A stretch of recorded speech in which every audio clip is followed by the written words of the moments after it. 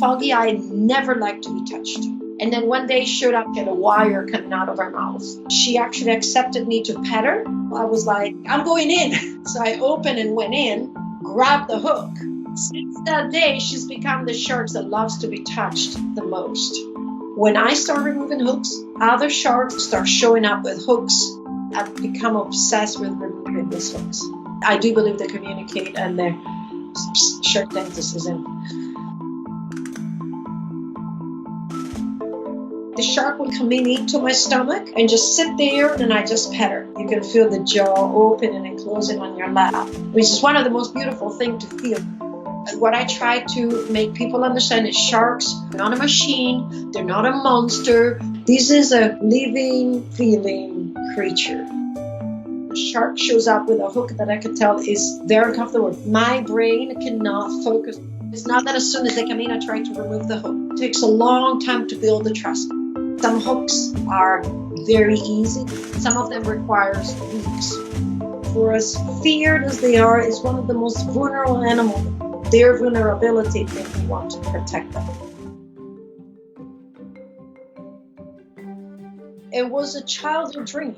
And my dream job was to be an underwater scuba ranger. To go roam around the oceans of the world and make sure that the reef is protected and I will have sharks for friends.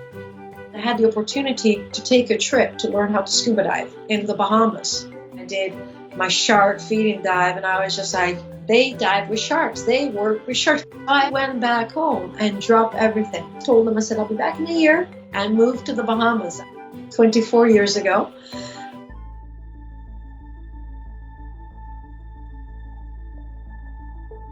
I built this relationship by watching and by changing as the sharks changed.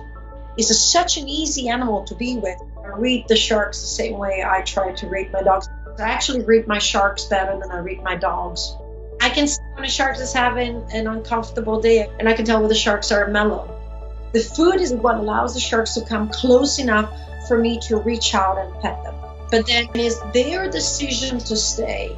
I do recognize each and every one of them.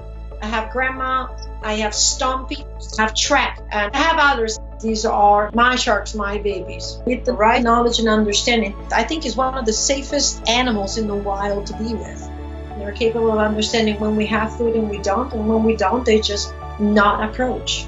I wear a chain suit to handle them. Not because they're aggressive or anything like that, but in the unlikely event they decide to bite. I call it the barrier that drops the barrier. Any day and spend in the water with sharks beats anything else for me. They're not these vile creatures. They're so simple sometimes. There's no shark-infested waters.